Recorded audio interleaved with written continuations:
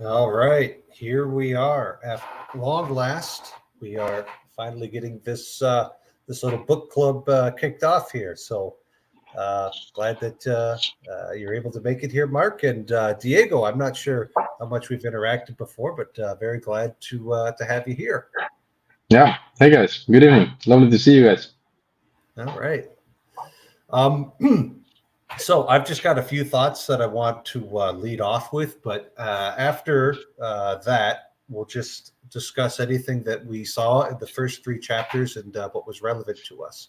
And I'm just going to pull it up here. Just this very first page here.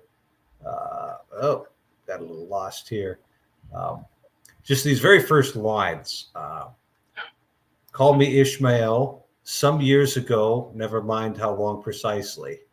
All right. I think with this very first phrase in the text, uh, Herman Melville is telling us a lot. First, he's telling us never to mind exactly how long ago this happened. Right? Mm-hmm. He's not trying to give us a historical account. He's not trying to ground us deeply in history. As far as I'm concerned, he may as well have said once upon a time here.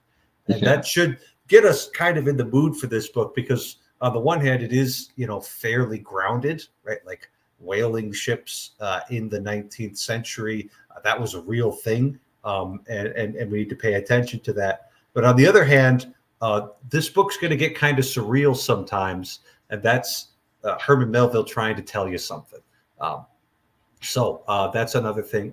Um, uh, you need to pay attention also to biblical names in this book.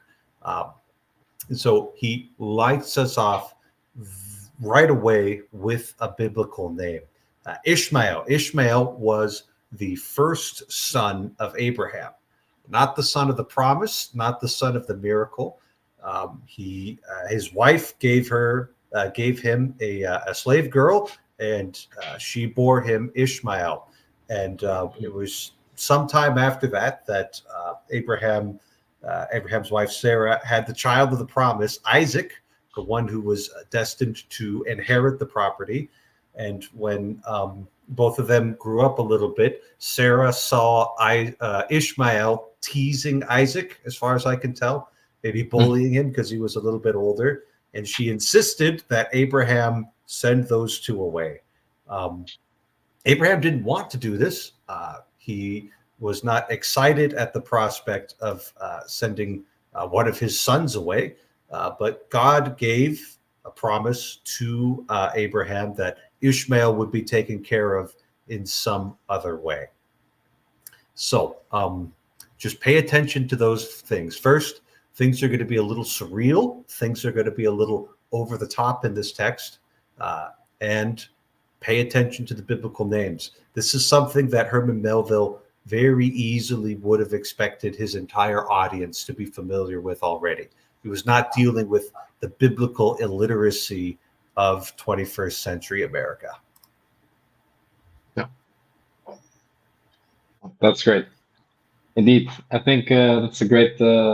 Yeah. In many ways, this book feels like an eternal fable of some sorts, and the first chapter really makes that echo very much with its with the name of the chapter, but also his colorful depiction of how people are drawn to this fascination with the water, with chaos, with like potential, with mystery, with what is beyond, what is yonder, Mm-hmm. and Mm-hmm. it's lovely how he depicts all like the thousands upon thousands of people that come from everywhere and just stare, just look, and it just gives me it's this very primal just energy, and he doesn't really it's like it's not a forensic book. I think you have that right, Father Eric. Yeah. It's not a forensic account of what's going to happen. Yeah.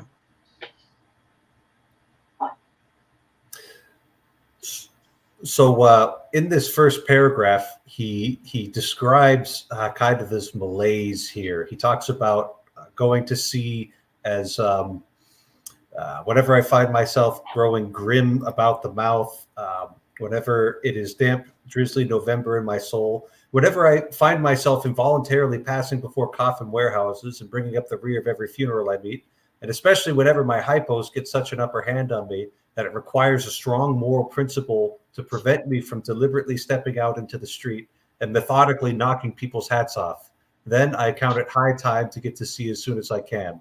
This is my substitute for pistol and ball. And so there's like this sense that this outcast, this person who's been thrown out from polite society, thrown out from home, has to continually go back into the chaos of the water in order to feel normal.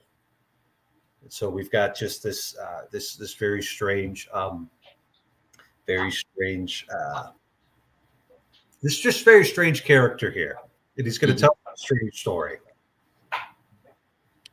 Yeah, and I like the visualization, right? He's using set and setting. I mean, this is all set and setting, but he's using set and setting by, in setting the setting, right? So what he's doing is he's exposing the narrator, which is, that's a very bold literary move in some sense.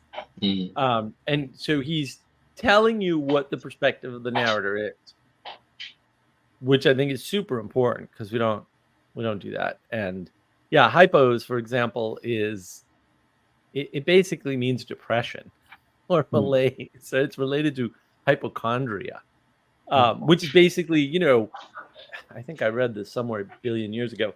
Like hypochondria before psychology was all mental maladies, right? Because the physical doctor couldn't find anything wrong with you. So it wasn't, like now it's like, oh, you're a hypochondriac. No, back then, hypochondria would just refer to all the non-physical maladies or all the psychological issues you might have. And which they would very easily phrase into spiritual maladies, yeah? Like the physical is fine, like you're obviously spiritually tormented. Right. Yeah. Well, and you do get that idea, and I like that he does go through this thing about the water. Like the water draws everybody, right? He just asserts all this stuff about being drawn to the water.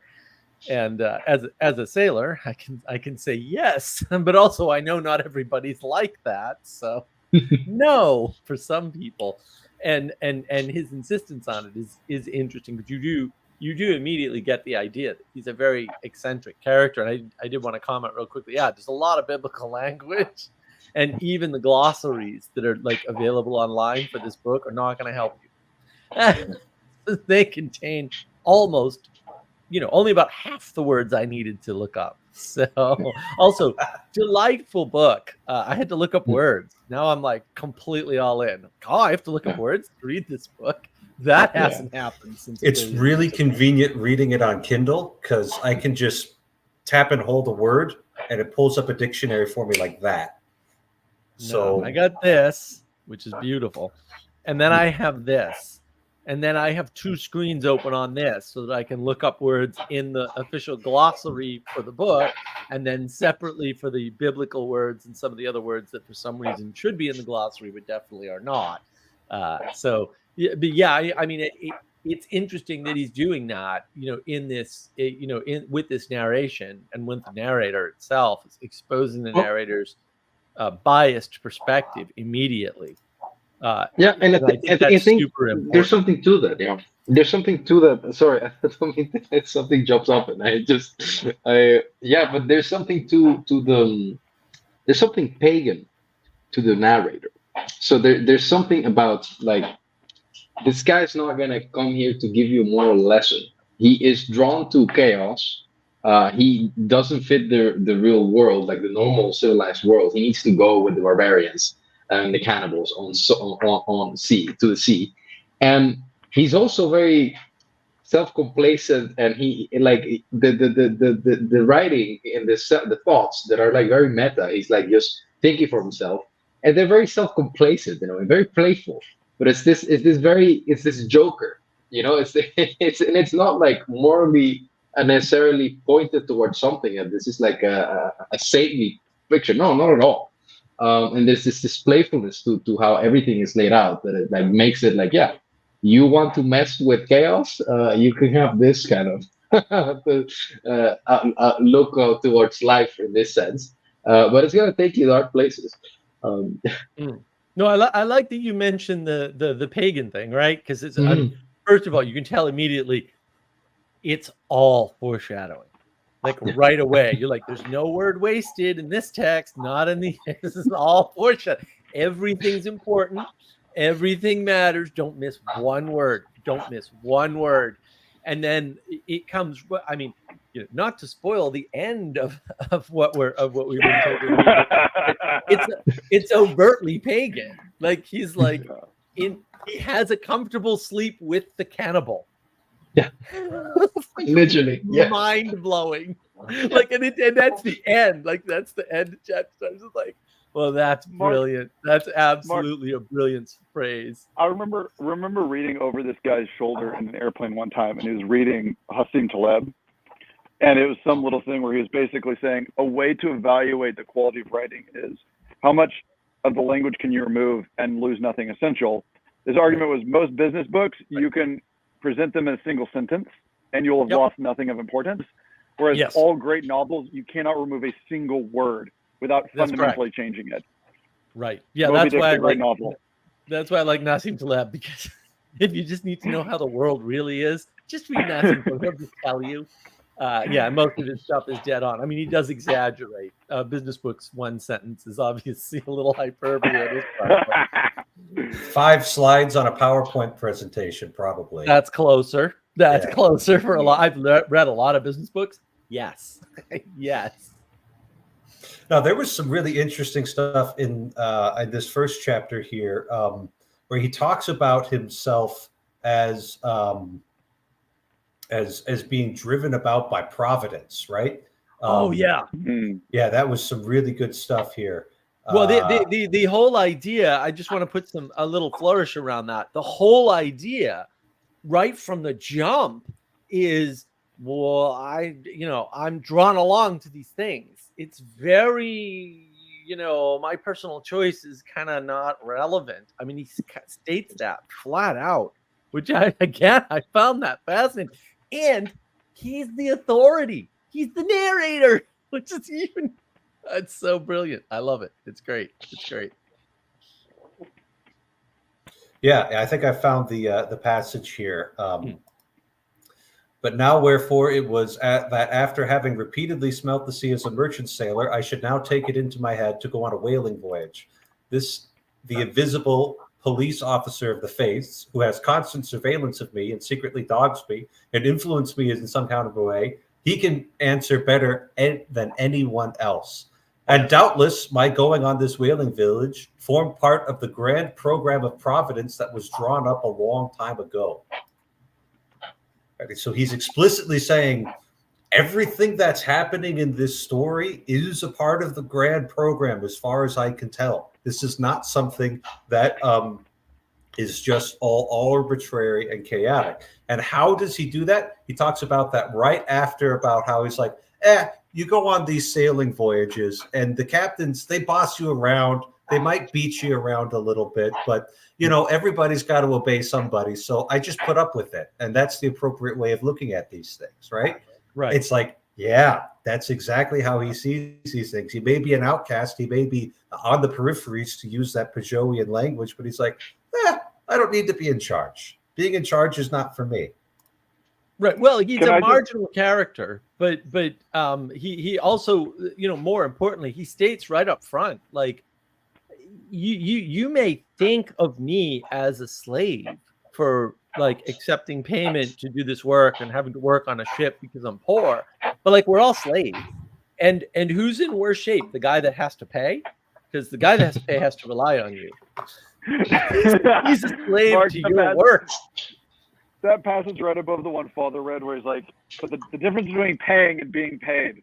It's like, when he goes on, what does he say? Like, the urbane calmness with which we accept our own perdition, because we know that no moneyed man can enter heaven. I mean, just as a wordsmith, Melville right there is just, it's glorious. It's so beautiful. He's intoxicating to listen to, really. Like, that's, I don't know how else to describe it. I mean, because you'll realize by the end of the book that he's run you through, like, gosh, at least 20 chapters of just like tedious, like laying out these like taxonomies or histories that it's like you tried to read that in a Wikipedia article, and trust me, you'd be on a different webpage in about 6 seconds. And he has some capacity as a narrator, Ishmael and Melville, of just totally entrancing you. And you're like, yeah, I'll sit through 7 pages of your entirely made up whale taxonomy. I'll do it. It's all tied together, and that's how he does it, right? Like he's mixing categories left, right, and center. Like it's really like the mixing. In essence, he's turning the language into a symbolic participation with the story, which is very hard to do. And you don't see that now because we've just been reducing language to business books, right? To manuals, to instruction manuals, right? Or IKEA furniture instructions. Yeah. That's what we've been doing with all of our stuff. I mean, you can talk about some of the science fiction, and it's just garbage because it's really written like a 4-year-old. Newspapers, right? Famously, newspapers have to be written to a 4th grade reading level, right? There's all these things, but what he's doing is really opening the language up and packing. Because he's opened it up, he's packing a lot into it, tying a lot of things together. This physical and this spiritual thing. But again, I really like you're right. Yeah, the whole thing about who's the fool, the one paying or the one getting paid? The fool's the one paying, at least in this telling. And the idea that everyone's a slave and you might as well get paid for being a slave. I was like, well, can't argue with that. Put a pin in that, Mark. It's going to be important later. Everybody is a slave. Really? That's going to be important later. Oh, it's going to be very important later. I can't imagine. Are you saying there's some foreshadowing these first 3 chapters? Now, Manuel, I'm interested because you're not a native English speaker. How are you finding Melville's prose? So I gotta say a bunch of things, right? So I ordered the book, but it's not there yet, right? Okay. So I just downloaded the digital version, but I've been listening to an audio version, which was a horrible mistake. And I've done this for Aristotle as well, which is also a horrible mistake. Oh, no, you can't do Aristotle over audiobook. You can do Plato over audiobook, but not Aristotle. Maybe if we had Aristotle's Lost Dialogues, you could manage, but yeah. So, yeah, and then I'm not 100% paying attention. So, it's really hard for me to bind things together at all. It's just a jumbled mess, and it's I get the plays that he's doing. Well, I get that he's doing plays. Let's just phrase it that way. But yeah, it didn't resonate with me at all. I don't know how to connect with it. I did a book club yesterday, and I was like, I have all of these things to say, and I know how to frame it, and I know what to say about it. And I listened to this, and I literally don't have a contribution. Yeah, and I'm just gonna say I'm delighted that you're here. I hope you're able to tough it out, but I'm not surprised by that because this is really high level prose, and I'm I've tried translating poetry from Latin before, and it's just the difficulty curve when you go from canon law to poetry is just way up there. So I'm just, God bless you for being here, man. I mean, Melville says stuff from I understand that because I'm a native English speaker and because of my whole education. Never could have. If someone had asked me, can you come up with another synonym for X word? I mean, his synonym use is just astonishing and stupid. There are some terms that he pulls out where I'm like, okay, I see how that means what you're saying, but no one has ever said that in my whole life. Anything close to it. He just does that over and over and over.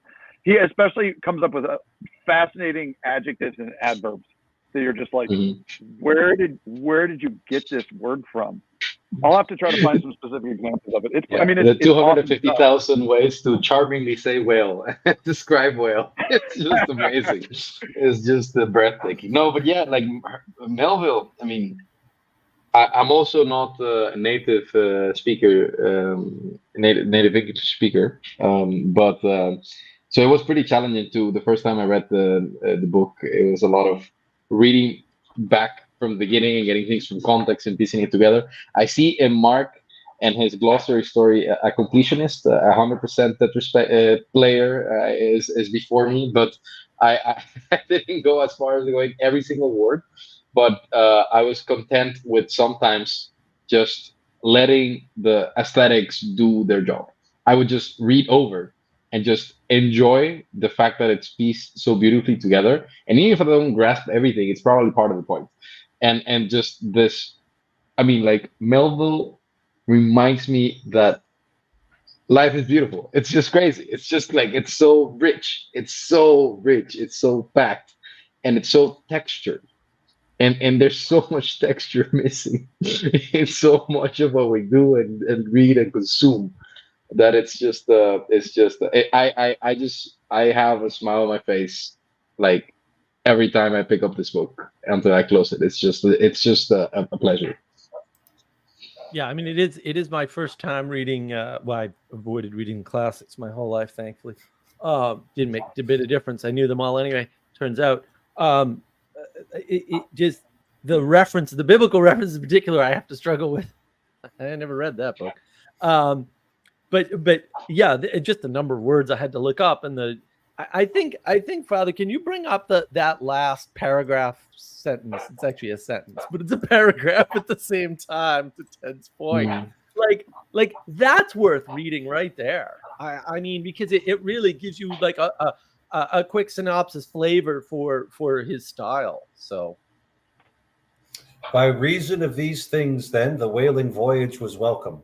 The great floodgates of the wonder world swung open, and in the wild conceits that swayed me to my purpose, two and two there floated into my inmost soul endless processions of the whale, and mid most of them all, one grand hooded phantom, like a snow hill in the air.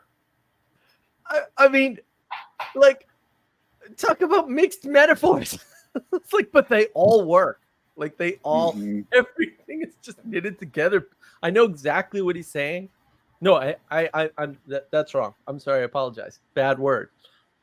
I experienced exactly what he's writing,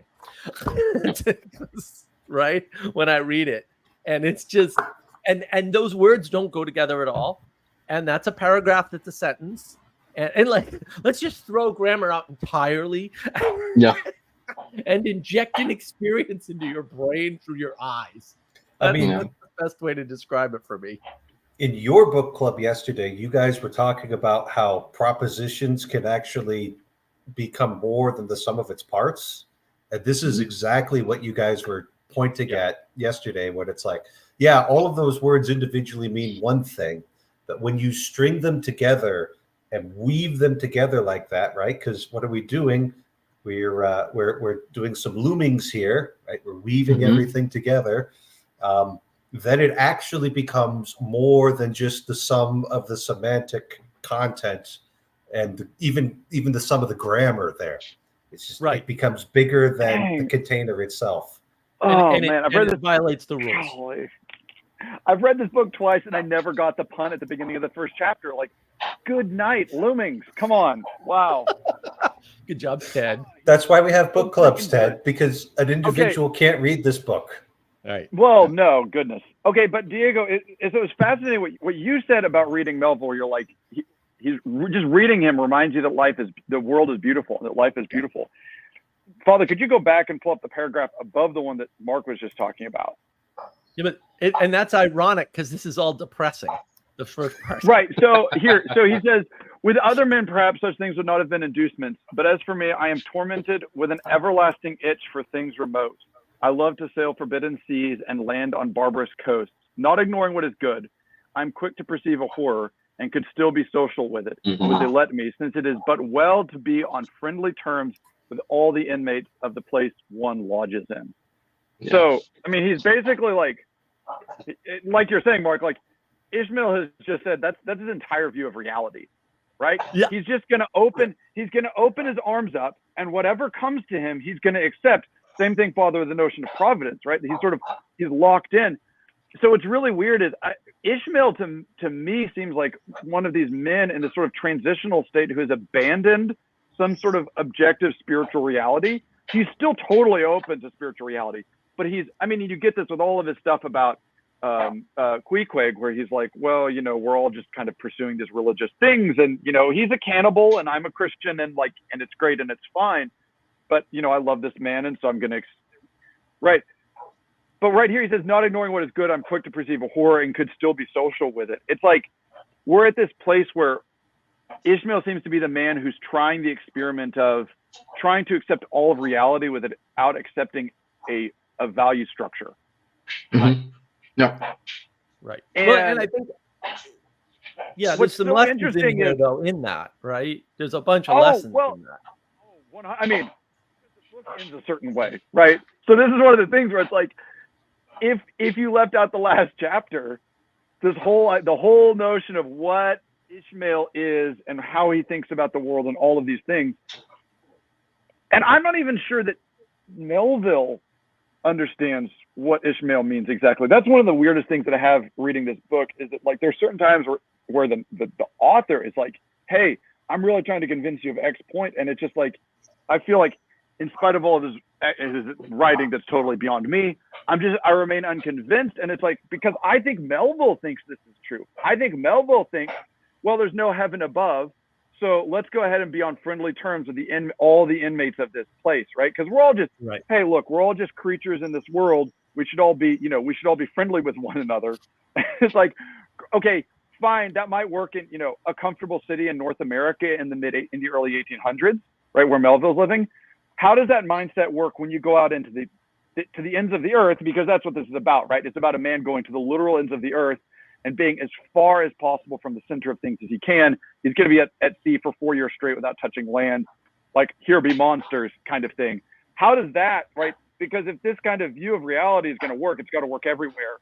And so much of the drama of this is, well, what happens if you take this sort of, well, just like stuff happens and we should accept all of it? How's that work out in the deep seas when you're fighting whales? Right. Yeah. Right. But at the same time, Ted, and this is, I want to go back to something Father Eric said earlier about the book club. I was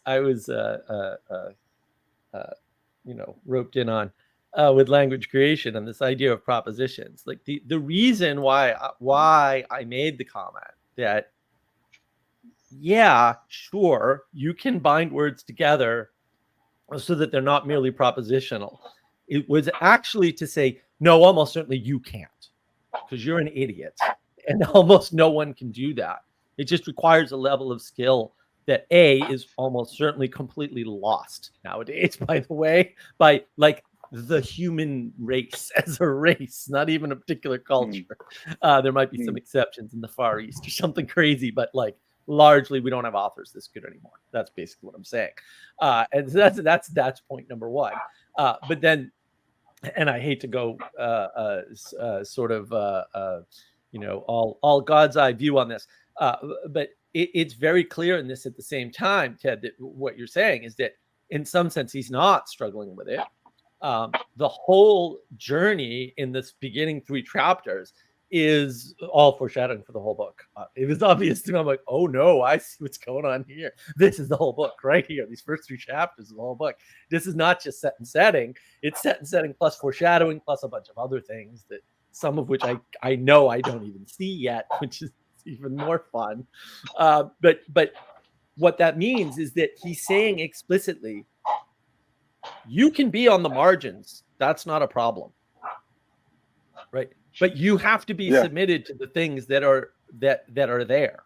Like, yeah, you're on the margins, but you're not outside the thing. And so it's a method of rebellion in a sense, although I would argue it's not rebellion. It's a method of what looks like rebellion, but within the proper frame. And this is where I do think, because we invoked him earlier, Jonathan Bijot has something important to say. right? Because the important thing there is that there is a margin, and you ain't getting rid of it. And there's Well, right, nothing wrong with the margin. That's what Ahab wants to do. Like Ahab's whole project is to destroy that thing that he butts up against, right? I agree, and it's it's interesting that Purify. Ishmael is looking back at this, right? So we know that he makes it, right? But there's this disaster, and so it's like, I mean, I agree with you, Mark. I think, yeah, but I mean, Ishmael's fascinating. He basically is like, well, I'm just gonna ragdoll it through reality, right? Like that's basically his approach. Is I'm just gonna be a ragdoll, and he's a weird character. Like he's an extraordinarily weird character in that way, and without telling the whole book, like there's a lot that's said in both ways. But yeah, it's that confrontation of.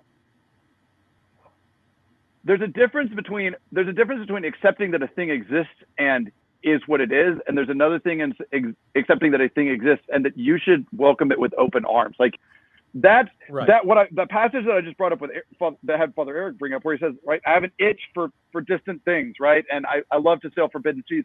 What's hilarious is that I've seen that quoted, like totally misquoted out of context, with a sort of like human expansion into the stars, like sci-fi is wonderful kind of thing. Right. And it makes me think Not all those who wonder are lost. Yes, that's exactly what it makes me think of. But I'm like, you've understood that in the precise opposite manner in which it's supposed to be understood. Right. Yeah, I don't know. But Ted, here's the difference. Maybe here's the difference in what you're seeing, because this is the difference in what I'm seeing. He's a ragdoll. He knows he's a ragdoll. He's accepted being a ragdoll. The problem is that all the rebels today are like, no, bro, A, I'm better than you, and B, I'm better than God. Always, right? Yeah. And you can look at this as a vengeance story, and like, fair enough. I'm not saying there isn't vengeance in there. Or you can look at it as you kind of alluded to rather clearly. You're trying to get rid of the margins. How else would you frame that? You could frame trying to get rid of the margins as trying to purify the world. And so because you were wronged, you're trying to make the world perfect. And now you're basically a Puritan. That's what you are. Congratulations. I think Melville's intentionally grappling with the problem of the margins, because we're all Peugeot fans here. Monsters come in at the margins, and I think it's this description of the painting at the beginning of chapter 3, right? Gorgeous, yeah. Where he's just sitting there, like, I'm just looking at this, and I consulted some of the eminent experts here at this dingy little bar here to try and get to the bottom of what does this painting actually represent, right? And he's just like, after great calculation, the best I can come up with is that the whale is jumping over the ship, but it's like, okay, but this is just a snapshot in time, right? Like what is that? And so you're dealing with this ambiguity of what life is like out on the margins, in the seas, in the chaos, because you can't see things clearly. Oh, yeah. The symbolism is so late. He's trying to impale himself on the 3 broken spars of the ship. It's like, wait, what? The whale's trying to wait, and you can't see it. And you have to ask like a bunch of people, because you need a bunch of different perspectives to make out the dingy margin. Weird. Okay, and so like, and this is just, this is totally exemplary of the whole thing he's doing the whole time. You've got this whole, right, the opening chapters is all like dark and grungy, right? And he's hanging out with grungy, marginal men, right? These outcast savages, When I worked at a butcher shop, I remember one of the bosses there saying that it wasn't uncommon for them to get a call and was like, hi there, this is so meat cutters, like, hi, do you hire felons? And they're like, yeah, we actually do. But then like, there's a whole class of life where it's like, like people are fleeing to the ocean, but what are they doing there? What they're doing there, and this is sort of like the grand irony to me, they're getting lamp oil. Yes. So that people in civilization can see. That's what's driving all of this is lamp oil. And I find, like he just alludes to this once or twice, but it's like, the peaceful family in Boston or in London or in Paris sitting together by lamplight, reading some books as a family, and and the woman's got her whalebone dress on and all of this, and it's just a picture of gentility. It's like, do you know where that oil came from? It came from, half-bearded savages out in the Pacific killing fish the size of ships. Right. And it's like, they're not disconnected. That's the thing, is that they're connected. They're intimately connected. Well, one relies on Don't the kill other, the margin. and I like that the guys return from this one whaling ship, and they're like, we're gonna get some news from Fiji, and what happens is they come in and the word is orgy. They're basically having this orgy, when they return to the bar, and it's like, what an interesting word to use there, because they have returned, like they're safe. They came back from the farthest reaches from the edge of the world, and they returned from the margin successfully. And they bring news from the margin. They bring some of that perspective with which you needed to see that picture in the bar. And treasure, yeah, and that exactly, yeah, that treasure that is that costed their own humanity, right? That made them animals, that made them like the alpha predators, that made them just like kill dozens of sharks in the night because they had to defend the prey as they dragged the whale on the that chapter. Damn, it's just so powerful how you understand the insanity of what this really was. And I live in the Netherlands, and the Dutch were one of the most prolific whale fishermen, and yeah, this is just, there's this gore and glory in this profession to make candles. It's just it's so insane. But yeah, I love the flirting with the obscure and the orgy, right? With the potential and the treasure that's within. And it makes me really think that, again, this in many ways, this story is eternal about it's about human motivation, right? And especially when you understand that when the voyage quickly becomes, and you can see that the voyage stops being about money. Like, it's completely secondary. That's not the point at all. And then it's like, yeah, there's riches. No, but the riches are like, and most people are sensible, but like, yeah, but we can, avoid this heaven thing and be very rich, and we're doing good. No, that's not the point at all. We want to extinguish, like, we want to do the cleansing, and that when we, yeah. So no, it's very. I am just overwhelmed with just grace that I can just participate in this crazy thing that's just 200 years old, and we can just be like laughing there with Herman. He's just telling his jokes, and they're still landing, and then and the stories are just still eternal. It's just so beautiful. We were talking about the whaling, and I just think it's important context to remember the attitudes that your average American would have had towards whaling in 1851. We look back at it as primitive, as barbaric, but this was state-of-the-art technology in those days, right? The fact that you could have a ship that could stay out to sea for 2 to 4 years at a time, that would have the kind of mechanisms that you would need to not only go out and spear a whale, which is, frightening enough, but to actually be able to, attach it, to lift it up into the boat, to butcher a gigantic whale in the boat, and to store all of the oil that they would get. Like, this was state-of-the-art technology out there in service of a mechanized civilization. That's so interesting. Yeah, I mean, like, a much better example would be if, like, in 4 years, guys start taking, SpaceX starships and going out and like mining platinum group metals out of the asteroid belt, and because of orbital mechanics, they're like, yeah, we'll be back in 3 years with $500 billion worth of platinum, palladium, and gold and silver, so you can have your high-tech electronic world and your high-end photovoltaics and all of this. Yeah, that's fascinating, Father. But when you were talking about this, when we were talking about this part, I'm like, but the oil industry hasn't really been any different, right? It's the same thing. You get these young, wild men who go out and drill oil wells in Texas and in the Dakotas, in the middle of the ocean on sometimes. the deep rigs and like again high tech stuff in the middle of the. Oh no! Uh-oh. Oh, all of this technology still can't get to Arkansas. The spirit was stronger than the internet connection, unfortunately. We need yeah. Well, at least he got frozen in a good pose there. Yeah. He was in a good pose. His internet's very spotty though. He seems to be back.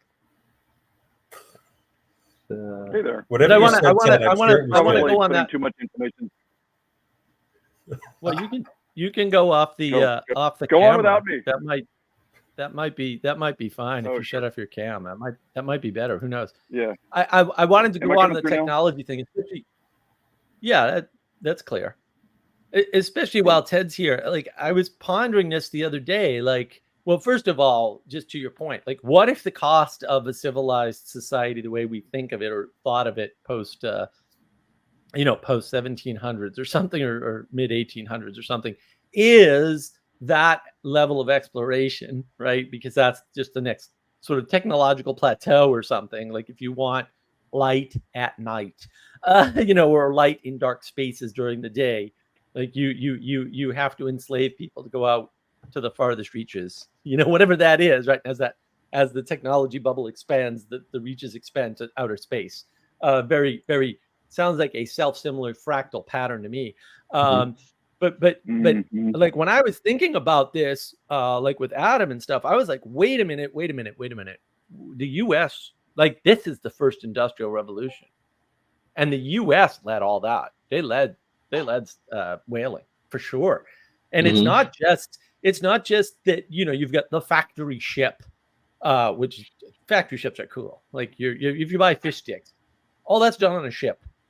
They unload the fish stick bags in the freezer section onto from a ship sometimes. Not in all of them, but some of them actually do. Like you can go see it like if you've lived there. Yeah. Oh yeah. Large fishing vessels go out and like they do the canning and the packaging on the ship while they're at sea, right? But that all comes from this pattern from the whaling, right? That all comes from there. And the thing is too, it's because it's oil and it's blubber and it's something else. There's three main components. I don't remember them all. I got to get out of the whaling museum next time I'm in New Bedford. Yeah, they have it all. But I think we're the first. But you stab the whale and you drag along it until it's tired, and then you row it back to the damn boat, or the boat comes and gets you, or whatever. And then you get it up on the boat, and then you slide, and then it's a long process. But it's that they used to call it the Nantucket sleigh ride, because Nantucket was the largest hub, the largest port in the world for a very long time because of the whaling. And before that, I think it was it might have been Newburyport, Massachusetts, or Rockport, one of the two. And before that was New Bedford. I think it's New Bedford. It was New Bedford for a time. It was Newburyport for a time, and because it wasn't all whaling, right? A lot of it was just fishing. Gloucester might have held the title for a while, right? Until they dredged New York. New York City's nothing. It's just let's also consider they thought that the oil was sperm. They were still going in there and swimming in the buckets and getting it out no matter what. This is like just the level of just not giving a fuck personally for your own, like just everything, just go. It's just they're immersed. They're immersed in that world. Like we're going to do the odd thing. We might as well do all the odd things, right? Like we're outcasts. To the earlier point, we're outcasts. But I don't think that like I think that's like the first sort of industry is whaling, and I think that's strictly a U.S. thing. And I'd never thought of that. I've never heard that before either. But I've never thought of that before. Yeah, we're not the first whalers, but we're the first whalers to do that kind of work. and those kind of whales. And he alludes to this, right? He says the first whale washed up on Nantucket. And now I regret not going to Nantucket. I thought about going to Nantucket when I was on the Cape. Now I regret not going because now I'm like, oh, now I want to see it, just to see because we've got set and setting on the book. Mm-hmm, mm-hmm. Yeah. I'm going to divert a little bit from the book, and because this thought has been plaguing me, but like there's this idea, at least that's come to me, that there's these drug lords, right, the mafiosi, that are highly religious, right? So they're living on the margin as well, and then they're doing awful stuff, but they still seem to have this connection to God that they want to maintain, and it's I'm trying to figure that out. It's like what's going on there, right? Like, and what are these priests are like that are accompanying these men, right? Like, what are they doing? And like, because I had this experience last week where, well, I'm with the homeless people, right?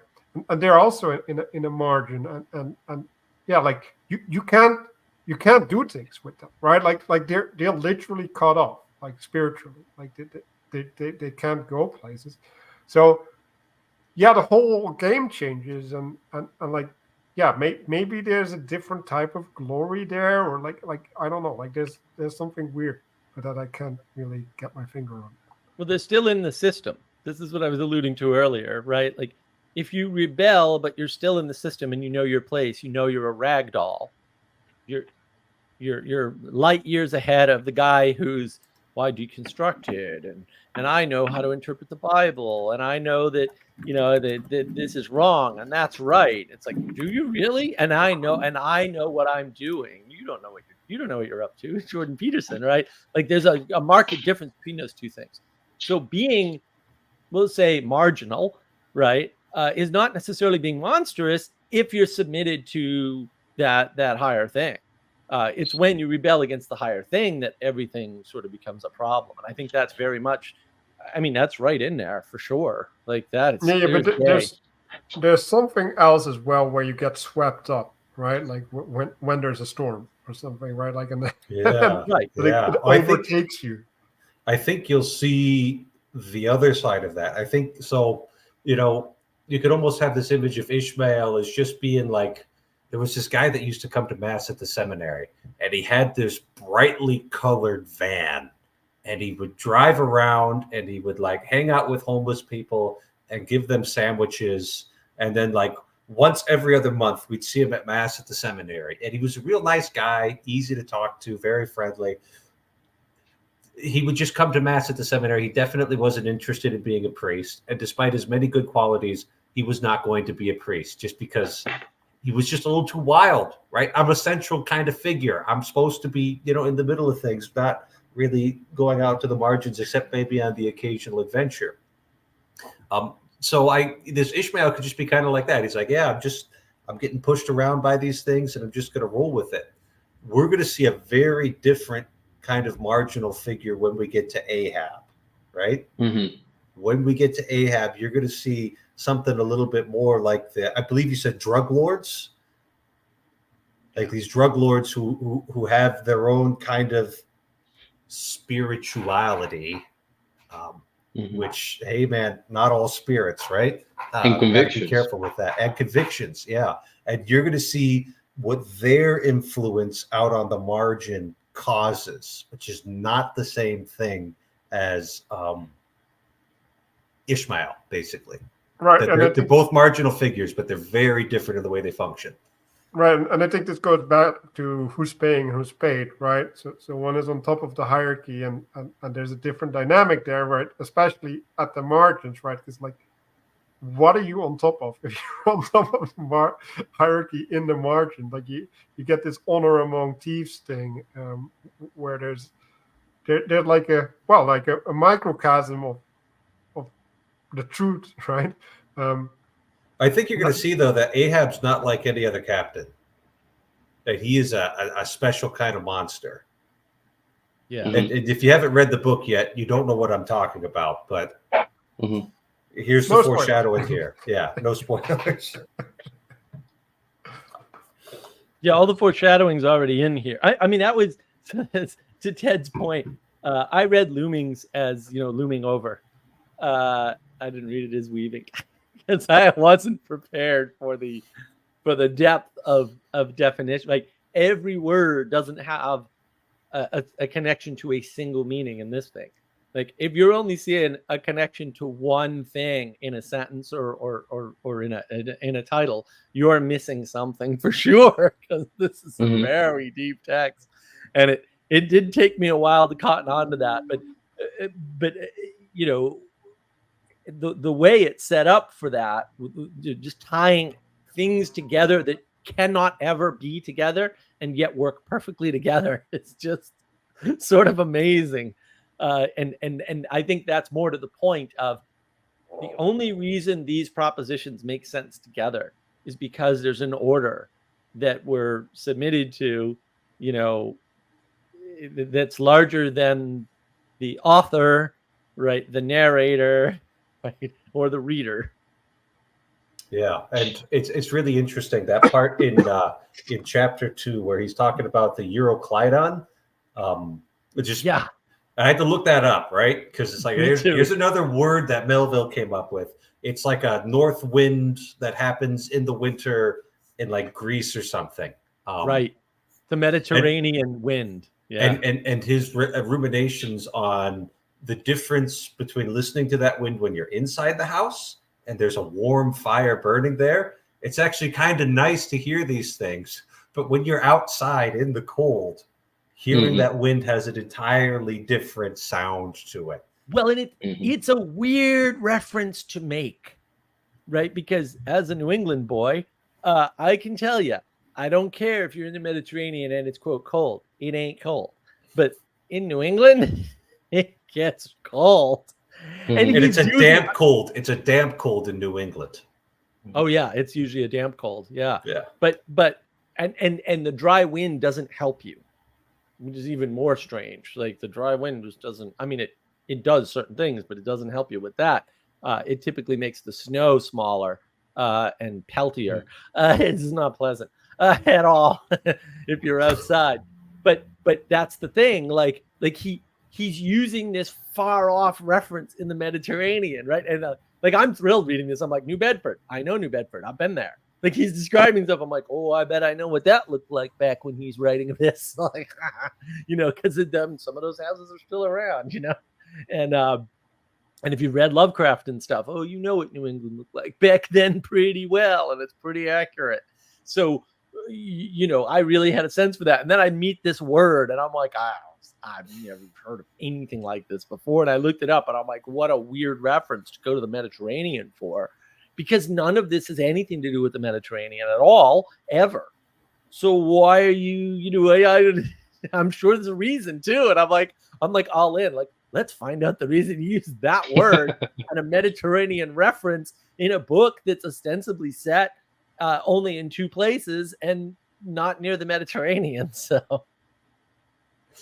yeah, it's wild. But you know, as the reader, we get to be in the position of observing the wind. Let's say observing all of this from the comfort of our homes with the fire while the wind is blowing outside, but he has to actually go out and experience it. So right, more foreshadowing of you comfortable reader are nice and comfy. I narrator have been out in the wind outside to provide this to you, right? Which is really just the fractal self-similar pattern of the larger pattern. Herman Melville did time on a whaling ship. Yeah, of course he did. Well, you can tell. So when you see him doing the descriptions of the butchering process, it's like he was there. He was covered in the whale's blood, right? Yeah. So there's a little bit of Melville in Ishmael right there. I hope so. Of course, yeah. I hope so. I don't know how you could avoid that unless Melville didn't actually write the book. Yeah, he just had ChatGPT write the book for him. Something equivalent. It took thousands of people to do the math by hand of those matrix multiplications. Yes, that's exactly how it worked. Oh my. Well, I've brought up everything that I Yeah, well- saw. Do we want to talk more about Queequeg? Sorry, that's the cannibal's name, Queequeg. Yeah, I mean, it's interesting. Again, I alluded to this earlier. Like, there's something pagan, yeah, and then he meets the most pagan thing ever: an actual cannibal selling actual heads, right? Which is, but that's not the weird part about that. The weird part about that is not only does the bartender slash innkeeper say, "Oh yeah, he's selling heads," like it's nothing, and like Ishmael knows exactly what he means. You should know what this means. Like, it doesn't even come up, right? But the market is full. Like, that was like, I was just like, boom. What do you mean the market for heads is full? What does that mean? Hold on, Melville. You can't write that. What are you nuts? What do you mean the market is full? And then he comes back, and sure enough, he couldn't sell that last head. And the fact that the innkeeper prevents the cannibal from trying to sell heads on the Sabbath. I was just like, what is going on? Well, that right there is kind of the margin, like paying respect to what's at the center, right? Right. Yeah. Well, and that's when the margin's okay, when it's not trying to be more than it is, which is Ishmael's a ragdoll. Yeah, he is, and he knows it, and he's okay with it, and he thinks he has the better end of the deal because he's getting paid. Fair enough. Like, I'm not all in. I'm like, all right, he's got a really good point there. I wish all the rebels knew that. We'd have a lot fewer problems in the world, that's for sure. But then he ends up in the same bed as this guy. And where previously he was complaining about the mattress being made out of corn cobs or broken cutlery. Right. And at the very end, like I said, like, he has the best sleep of his life or something. Yeah. Effectively. It's just such a, so he, and that little line, I'm surprised you didn't bring it up, Father. That little line about, well, I'd rather sleep with a, I think he uses the word pagan, doesn't he? A sober pagan than with a drunk Christian. Drunken Christian. I was like, wow, what is that line? That's amazing. I don't know if he's wrong. Oh, no, he's not wrong. Well, because again, like I was pointing out, like, the pagan is following the damn rules. The drunken Christian ain't gonna follow the rules, because when you're drunk, that's why you drink too much, so you don't follow the rules. It's technically true, by the way. If you think that's not true, you're just fooling yourself about everything. You've just never been drunk before, or you've been drunk because you're fooling yourself about your entire worldview. I mean that very seriously. That's like, a much bigger problem. Yeah, right. If you've been drunk and you think you didn't get drunk to break the rules, you don't understand reality at all, and you need, like, real serious help.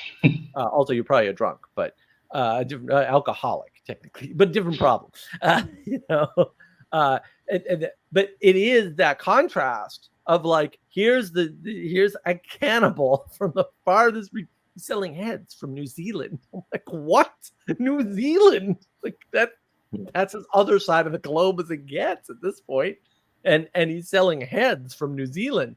And the fact that he doesn't understand what the innkeeper's saying, and he thinks surely the innkeeper's lying, right? Because it's impossible. How can you sell heads? Like, you can't. That he only has one head. Like, what? What are you talking about?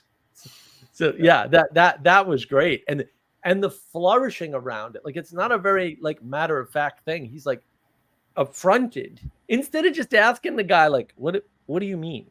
He just, like, pretends like like it doesn't make any sense and can't be made to make any sense. And then at the last minute, he's like, well, I'll hold on a little bit longer before I storm out of here angrily. And then it is all made sense of. Right. And so that's more submission. He's like, well, I'm not going to get upset and rebel against the innkeeper, who's happy to give me, at least try to give me a room. And he's gone way out of his way. Right. He's planed the bench that he wants to sleep on and everything.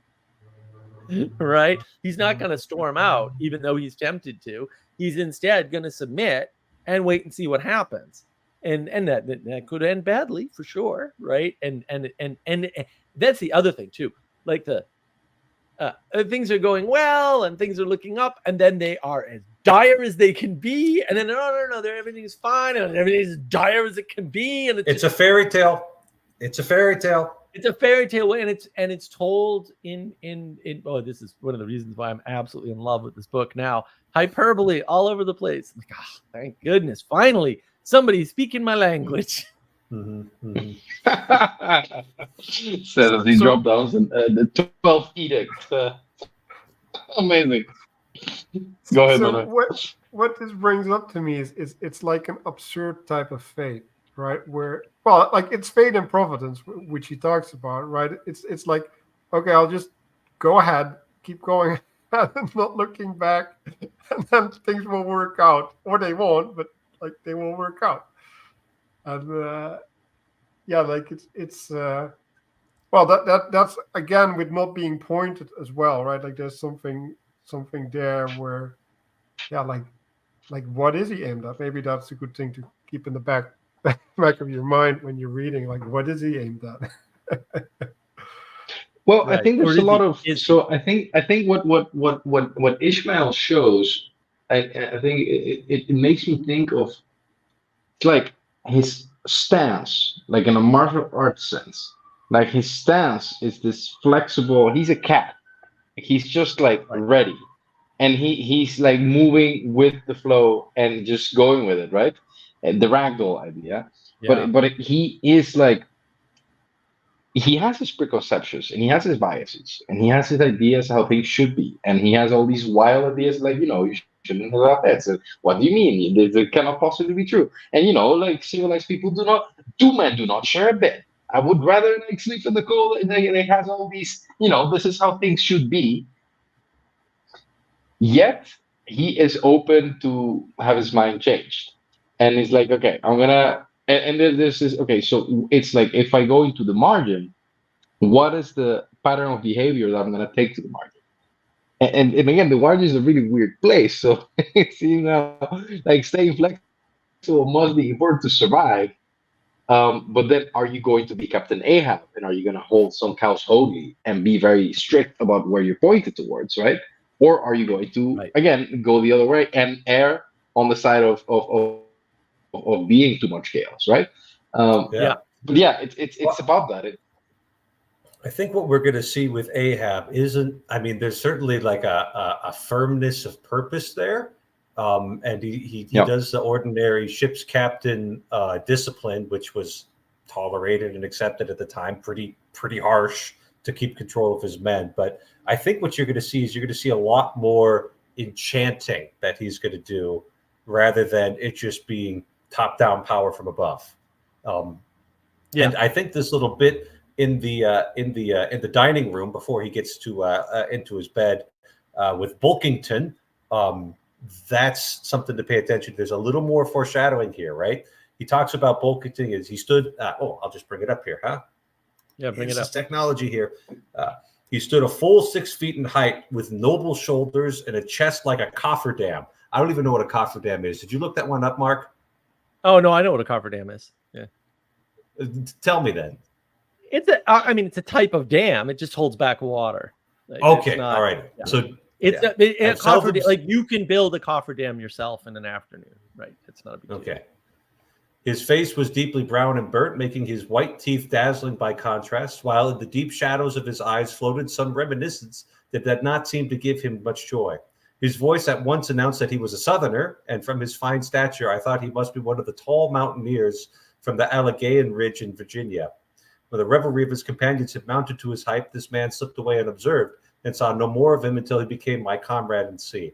In a few minutes, however, he was missed by his shipmates, and being, it seems, for some reason, a huge favorite with them, they raised a cry of Bulkington, Bulkington, where's Bulkington? And darted out of the house in pursuit of him, right? So you got these wild men, these kind of revelry men, and this is where that orgy word right after that is what you noticed there. But they're all captivated in contrast by this one who's a little bit different, who's not fully wild, who has a little more firmness and nobility about him. Literally says he's got a noble chest. They love congregating around that, right?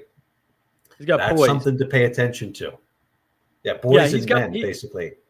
Yeah, he's got poise. And so the interesting thing that occurred to me when Manuel in particular was talking was there's probably going to end up being a contrast, because again, it's all foreshadowing, and I've already seen it in the first 3 chapters, because we've kind of established, right? Like Ishmael's thing is constraint. He understands constraint in a deep way. He understands there's constraints to the world. You don't work on the Sabbath, right? Like, and he's got his rules, right? So one of his rules is like, the innkeeper's like, you shouldn't mind sleeping with somebody, sleeping in a bed with somebody else, because you sleep on a ship all the time, with harpooners. And he's like, even on a ship, I have my own hammock. Like he's, but again, he's still open to because there's a constraint, and it's a constraint he placed upon himself, because he keeps visiting inns, and they're not for him. They're too jolly. Oh, there's too much joy going on in there. I bet it's expensive. And they never talk about the money. How expensive was this last inn? I don't know. It might not have been any more expensive. It probably was cheaper. And also, they talk about, the inns closer to the water are dingier and less joyful, but cheaper. That's an interesting relationship to set up. I mean, that's as true a relationship as exists in the world, by the way, but different problem rather. But also, there's gonna be a contrast between having an aim, understanding constraint, right, and having a good aim, right? That's the third thing, because there's not gonna be 2 things, and that I just get the feeling that's gonna come up again, because it's already come up in the first 2 chapters. So it's very hard to spot, I would say, even for me. But the thing I think, Father Eric, the thing about a cofferdam is you use a cofferdam in a wet place to keep back the water that should be there, right? And so it's not a regular dam. It's a big dam. It's not like the dam that holds back my pond is no big deal, right? But if you needed to build a dam in the pond to hold back the pond, that would be a big deal. It's a lot harder to do. It requires a much more sturdy dam. And so that's really what they're like. This is a guy who can hold back nature. That's what they're saying with his shoulders. Yeah. Right. Okay. The copper All right. dam holds back nature. Yeah.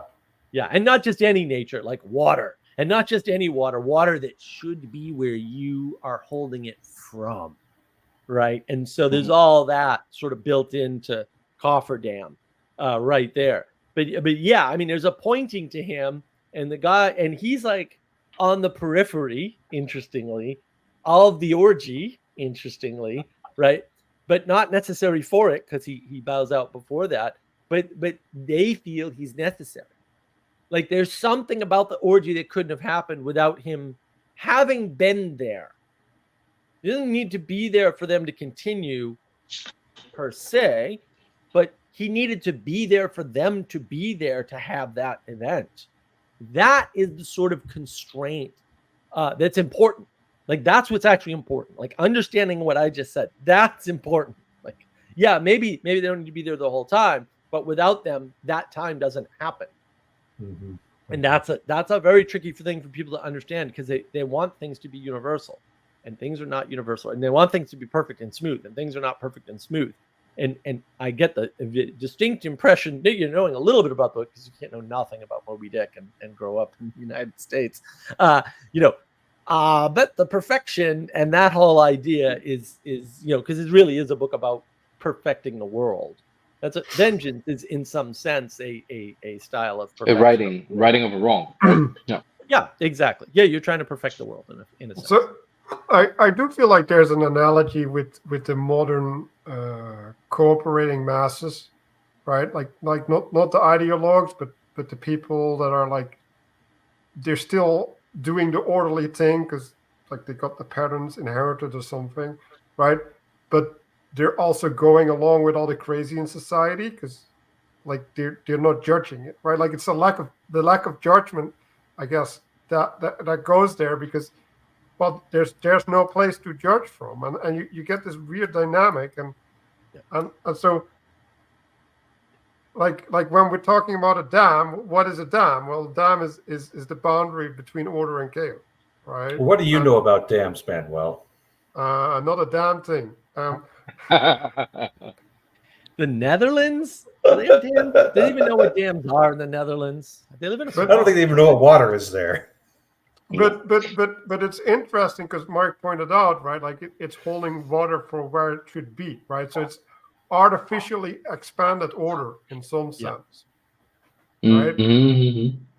And then we go to technology and then well what is the chest? Well, it's the place of the heart, right? Like like it's the place of virtue in some sense, right?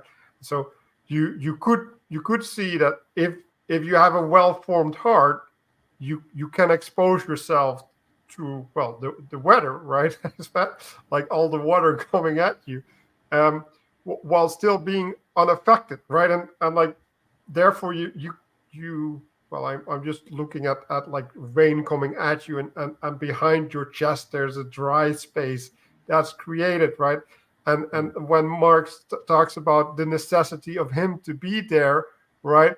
I think it's the safety of the dry space that allows the thing to manifest that otherwise couldn't manifest. Yeah, Yeah. that's a good point, Manuel. And I think what's going to come out probably is there's a difference between understanding constraint and not understanding constraint, and there's a difference between good aim and bad aim, and there's a difference in who does that. Because the thing about aim is how you judge. Like without an aim, you can't judge. And so and if you think you have an aim but you don't, right? So suppose you think you have the aim of saving the climate. That's not an aim, and you can't have I it. have this aim of sleeping in my own bed. Yeah. but there are aims that seem like aims, right? That you couldn't do even if they were possible, but probably aren't possible. And so if you're trying to participate in that, and what happens is instead of complying with the constraints of the world, like the climate's awfully bigger than you and was around long before humans existed, there was climate, at least according to scientists. And therefore, like your role in it is subservient, period, end of statement. Not that you don't impact it, you impact everything, of course, because you're here with everything. But if you see yourself as an opponent to the climate, which, you can always see yourself as an opponent to anything, hint, anything, it's not hard. But you don't have to do that either. Like that's the thing you do. Look up the word. Once you understand the dictionary definition, it all becomes clear. Right? You are improperly placing constraints and can't place those constraints on nature, so you have to place them on other people. Well, now you're a tyrant, right? Because your relationship to constraint due to your bad aim changes, and now you're constraining the people around you because you're trying to fix the world. Well, that's never going to work. And just, I'm going to make a prediction. That's never going to work. And so this relationship between constraint, aim, and proper aim is very important because, to your point, it's tied up in judgment. And if you're judging the world incorrectly, you can't make good predictions about it. You're going to be angry, resentful, among other things. But also, you're going to be stuck in this orgy, in this milieu. And in the short term, that might feel pretty good, right? But Bulkington might not come back, so it might end poorly for you. So that was interesting because what you said brought up in me that it's a weird sort of narcissism where you think that the thing, right, especially the bigger thing, gets its identity through you. Right. You are the determining factor in what is happening, and therefore, if you did different, then that, yeah, like there's something there, like really profound, because it's. Yeah, it's getting into this place where there's infinite agency, but there's also zero agency at the same time, and they coexist on different levels, right? So like, oh, the climate is changing and we can't do anything about it, but we're gonna do everything about it at the same time. And Oh my goodness, yes. That's a hint for improper aim. Yeah, right there. That's a tell. That's a tell Yeah. for improper aim. And Yeah. that's everywhere because we're not understanding constraint at the same time. And you can't adjust your judgment if you don't understand those concepts. You'll never be able to properly judge the world, which means you can't predict the world. And you can say, I don't judge the world all day long, but you need to predict the world, which means you need to make judgments. You can't have predictions. Yeah, without it's funny, judgment. huh? It's like and they've placed the golden calf is judgment itself again, Yes. and that's like, and that's the one thing one ought not to do.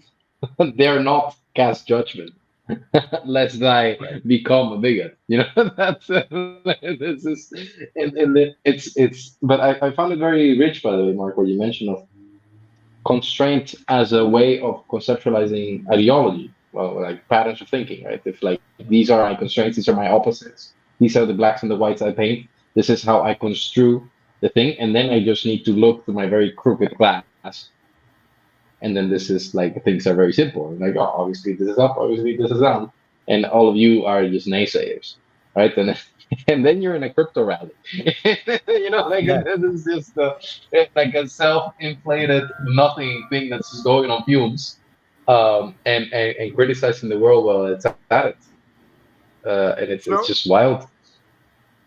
So I found it really interesting because he mentioned narcissists in I think chapter 1, and Yeah. the way that he mentioned it, because I just read through it, it came out really weird because, like he said that Narcissus was looking into a fountain, right? And like he wasn't, right? Like that's not the story, but the fountain is the biblical reference, right? Like the fountain of life, and the fountain of life has the image that Narcissus is enchanted by, right? So there's this, well, the secret sacred self coming at him, right? And then he dives into the fountain to get it instead of Right. receiving it from the fountain. And that, Right. yeah, that was pretty fascinating. Yeah, that's good Yeah. symbolism right there for sure. I didn't catch the fountain thing, obviously. I mean, I caught the fact that he mistold the story. I'm like, that's not the story. What are you talking about? But yeah, when that was coming up for me, it's like, well, yeah, you become enamored with and therefore consumed by the ego because the world is attention, and you pay attention to yourself and you consume yourself. Yeah, so but the same image we ourselves see in all rivers and oceans, right? So now we're looking at water as potential, or yeah, that from which things are formed, right? And in that from which things are formed, we see the thing that we're looking for, right? Like that image is always contained in there. Yeah, ungraspable phantom of life. Oh, that's a phantom that's being referenced back at the end of the chapter, probably, Yeah. right? Yeah. And this is the key to all of it, right? So yeah. Ungraspable. Hooded Keyword ungraspable. Right. The grand hooded phantom. Like Yeah. a snow hill in the air. I just love so weird. Well, that's Phantom the and hill, right? But that's the hill, right? Like that's the Yeah. biblical high place again, right? And then the hill is in the air, right? So it's not on the ground, which is like where Right. the heavenly hill. It's Well, disconnected.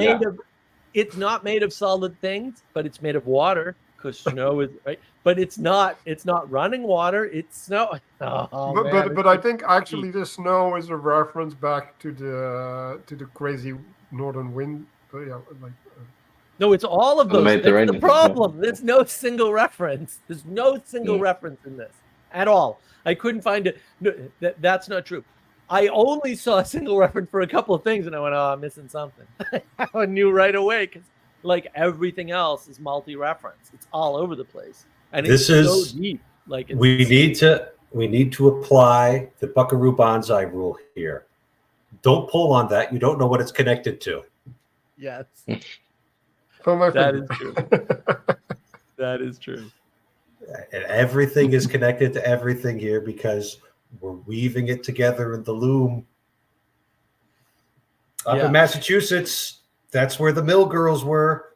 You knew what That's a where the moon mill looked girls like. were. Yeah. I have a piece of fabric that was done on a mechanical water-driven loom. It's around here somewhere. Yeah, they sell them at the. Actually, I think they give them away for the if you take the mill tour in Lowell. So if you're out in Lowell, Massachusetts, take the mill tour. You'll get some nice actual loomed by a mechanical machine running on water, which you think would be like an amazing business model, by the way. Not to give away an amazing business model, but also like, man, can you imagine? Wow, with today's material technology, how efficient.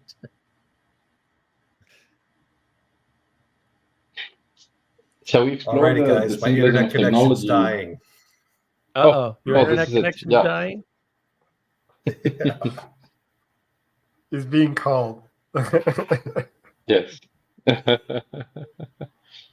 Yeah. Alrighty, I've got a You feeling that you shouldn't draw on that connection, Eric. Like that's you did it. we have so many more chapters to go. We need to save something for next time. And as we pointed out repeatedly, all of this is connected to all of this. So we will have more opportunities to dig into this. If any of you are interested in joining in the discussion, either live or on the Discord server, the link to the Discord server is in the description below. I hope to do this every week. And I'll post the readings for next week on the Discord server where all of you can find it. Hope you're able to do the reading, even if you're not. You might be able to contribute or just vibe along the way. But this, I had hope for this, and this far exceeded my expectations. So I want to thank each and every single one of you who participated for coming in, and I think this will be quite the adventure out on the high seas. So thank you, and God bless you all. Ahoy. Ciao. God bless. Bye bye.